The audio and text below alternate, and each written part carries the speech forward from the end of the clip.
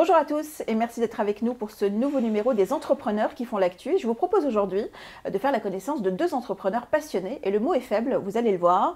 Bonjour Guillaume Vronat. Bonjour. Bonjour Anna-Gaëlle Bensa. Bonjour. J'espère que vous allez bien. Merci d'avoir accepté notre invitation. Vous êtes, vous Guillaume, gérant de la société Citeleco que vous avez cofondée justement avec Anna-Gaëlle qui vous accompagne aujourd'hui.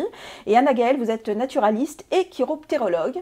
Vous allez nous expliquer en quoi ça consiste tout à l'heure et vous êtes surtout cofondatrice de la société Citeleco avec Guillaume. Alors avant de présenter les spécificités de votre activité, est-ce que vous pouvez nous présenter Citeleco, Guillaume, s'il vous plaît? Oui, tout à fait. Alors donc Citeleco, c'est un bureau d'études en environnement que j'ai fondé en juin 2019. Et Anna-Gaëlle m'a rejoint quelques mois plus tard.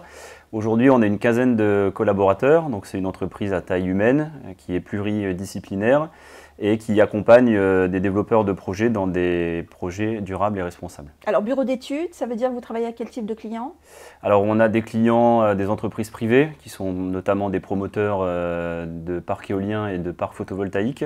Oui. Et on a des entreprises publiques, donc ça peut être des communes, des communautés de communes et d'autres structures diverses et variées comme des parcs animaliers, des cabanes dans des arbres, des circuits automobiles, tout ce qui nécessite un diagnostic de la faune et de la flore. Et vous avez, j'imagine, un champ d'action plutôt national? Oui, alors on travaille sur les 3/4 sud du territoire national métropolitain, donc oui. Depuis notre antenne Centre-France qui est basée à côté de Dijon, on rayonne essentiellement sur la Bourgogne-Franche-Comté, le Grand Est, l'Auvergne-Rhône-Alpes et le Centre-Val de Loire. Notre antenne Sud de France nous permet de réaliser des missions en Occitanie notamment et Sud de Nouvelle-Aquitaine. Et on a aussi depuis l'année dernière une collaboratrice dans les Antilles françaises, donc en Martinique, et on travaille également sur la Guadeloupe. Très bien, donc votre parcours s'élargit, on va dire. Voilà, tout à fait. Très bien. Anna-Gaëlle, vous nous parlez un petit peu de votre parcours à tous les deux. Je crois que vous êtes ce qu'on appelle des naturalistes passionnés. Oui, alors tous les deux on a un bac+5, donc un master 2 en gestion de la biodiversité. On a démarré du coup nos premiers emplois en travaillant un peu sur tous les groupes taxonomiques, donc c'est-à-dire sur les oiseaux, sur les chauves-souris, sur les amphibiens, les reptiles.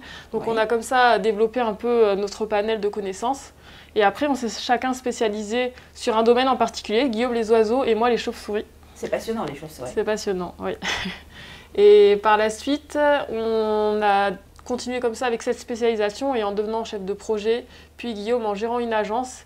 Et finalement, en décidant de monter Citeleco parce qu'on avait des valeurs fortes à faire porter et qu'au final, nos expériences dans d'autres bureaux d'études, on n'arrivait pas à pouvoir aller vraiment au fond des choses. Et du coup, avec notre propre société, on a trouvé le moyen de faire passer nos valeurs comme on le souhaite. Anna, comment est-ce que vous arrivez finalement à faire la différence face à la concurrence ?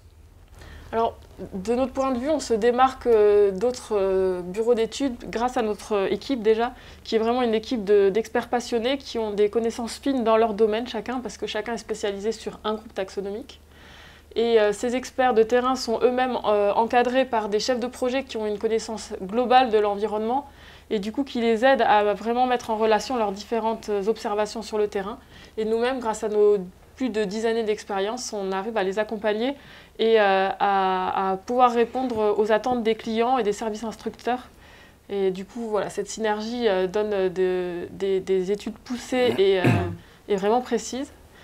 Ensuite, on a vraiment pour but d'avoir des rapports qui sont accessibles à tout public. Oui. Et du coup qui sont illustrés et agréables à lire, parce que des fois des rapports de plus de 100 pages c'est compliqué, mais du coup voilà, on explique bien les différentes espèces, en quoi elles consistent, quels sont leur environnement, leurs attentes, et comme ça, voilà, c'est accessible à tout le monde. Et enfin, on accompagne vraiment nos clients pour qu'ils comprennent qu'ils ont tout à fait intérêt à nous écouter, à écouter nos conseils pour construire leur projet. Et c'est comme ça que le projet sera d'autant plus accepté, autant d'un point de vue réglementaire que d'un point de vue local par les habitants ou par les associations locales. Alors justement, Guillaume, tout à l'heure, Anna-Gaëlle parlait justement de valeurs que vous souhaitez vous transmettre au travers de votre activité. Vous pouvez nous en parler ? Oui, alors notre valeur principale, c'est vraiment d'intégrer, comme le disait Anna-Gaëlle, la biodiversité dans les projets.